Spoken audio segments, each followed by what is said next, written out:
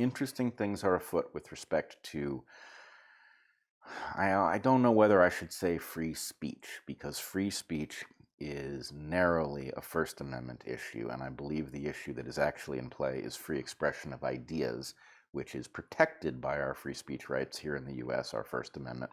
But nonetheless, whichever way you put it, free expression is something that is now in motion. That is to say, we are in motion from an environment that existed a month ago to some new environment, hopefully, that will be very different as a result of the fact that Elon Musk has purchased Twitter, which has put it under his control, and is changing its policy. And the reason that that matters so much, Twitter is relatively small compared to other social media sites like Facebook, but it is a place where influential people have conversations. And to the extent that it is not open to all perspectives, that leaves us in a realm where there is nowhere to go to have those conversations broadly. And to the extent that he opens it up and stabilizes it in some form where it is hospitable to these conversations, it then changes the environment for all the rest of those platforms. Because after all, who is going to go to Facebook or Instagram if you can only have an adult conversation about serious stuff on Twitter, right? Those places are going to look ridiculous. And that's a phrase that no one expected to happen. Right. Yes. No, not something you could have predicted, but that actually demonstrates another principle that we talk about. Welcome to complex systems. You couldn't have predicted this. But we do find a lot of influential people on Twitter attempting to have conversations, and you and I know, as well as anyone, that those conversations have been heavily influenced, and not for the better, by a moderation policy or something that masquerades as a moderation policy, which has been not even arbitrary, just has simply been so partisan that it has created a kind of a Disneyland environment inside of Twitter, which is not to anyone's benefit. And that raises the other thing, which happened only yesterday on Twitter. I don't know how much you followed it, but Twitter released through Matt Taibbi the first in an installment of what would it be? Self-exposés, revelations about what took place inside of Twitter that resulted in Twitter obscuring the Hunter Biden laptop story and suspending the New York Post, which had published the story, because it said that the story was the result, that effectively the laptop was some kind of sophisticated disinformation campaign by the Russians, and that therefore it was not going to be party to spreading these lies in advance of the election. Now, of course, the release through Taibbi illustrates that they very quickly figured out inside of Twitter that this was not Russian disinformation, that in fact the story, as far as anyone knew, did not justify Twitter by any established policy preventing people from posting it. But they did it anyway. They continued to do it. And, so anyway, that is an interesting revelation, potentially extremely consequential, because this happened right before an election. It involved Joe Biden indirectly, but it involved Joe Biden, who was implicated by some of the things that Hunter Biden had said, right? Effectively, Hunter Biden involved in Ukraine, of all places, involved in energy policy in Ukraine, a place where he had no expertise, making a bunch of money, seeming to indicate that his father's influence was for sale, which of course is apparent enough to those of us who follow politics. The Democratic Party and the Republican Party both peddle influence, and it should be extremely frightening to us citizens that we are in the process of potentially electing somebody who might be peddling influence that could start a war with Russia, of all countries, a nuclear-armed nation.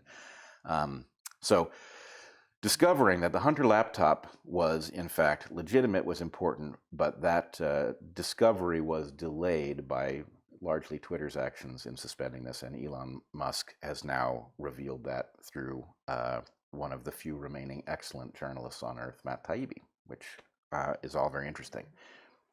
Next chapter, though, if you looked at today's New York Times or Washington Post, now mind you, I don't have the electronic rendering of the paper versions of those things. Mm-hmm. I think you need to be a subscriber at the New York Times in order to see what they put out on paper.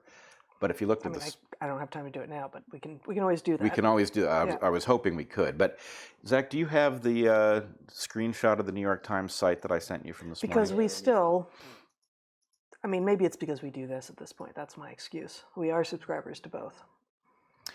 Mm-hmm. So I sent you a screenshot from the New York Times. Yeah. Okay. Well, okay. Yes.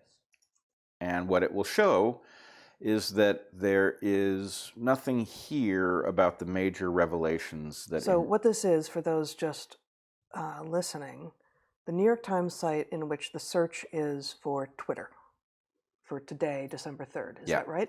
So I also, I believe, sent Zach the front page, which shows no indication. And if I search for Twitter to see if they wrote the story but buried it, it does not show up. And this remains the case if you switch that from a relevance search.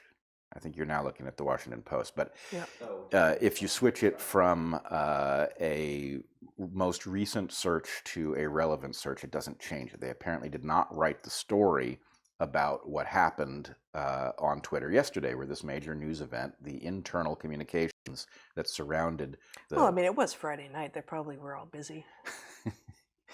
You know, there was a time when newspapers reported news, and even be it Friday night, you would have gotten such a story. So something funny is up, right? You don't say. It has been apparent. You want to show that Washington Post one? The same thing is true if we go to the Washington Post. They didn't write the story either. I would argue that's completely predictable. Sure. So, okay, it's absent from these two major papers. You want to go to the New York Post now? The New York Post, which, as you recently... Show me the front page. Which, as you recently said, was the outfit easily laughed at until recently. That was the one that broke the Hunter Biden laptop story in the first place and got itself kicked off Twitter as a result. But the New York Post... So the New York Post has to say. The headline right here up front. And actually the New York Post is... so this is an opinion piece. Actually, this is not their front page, but this is the... that's fine. Don't worry about it.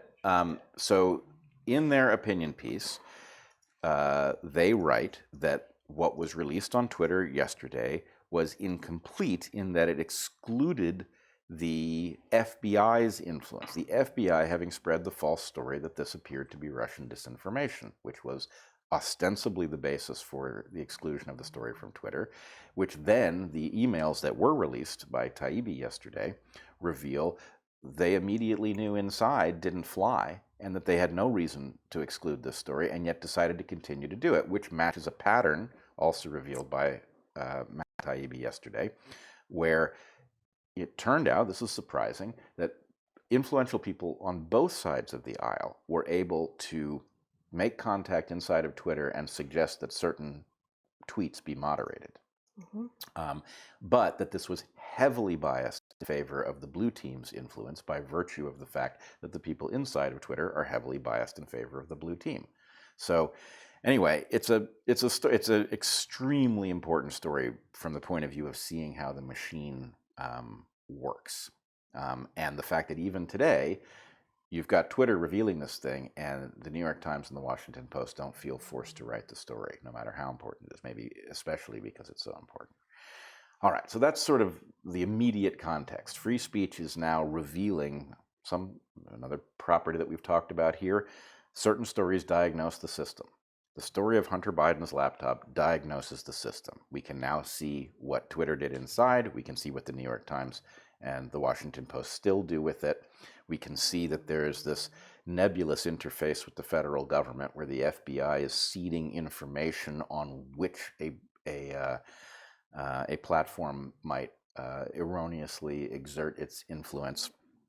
And it's all quite ominous and explains in large measure how we ended up in such a terrible, divided situation in this country.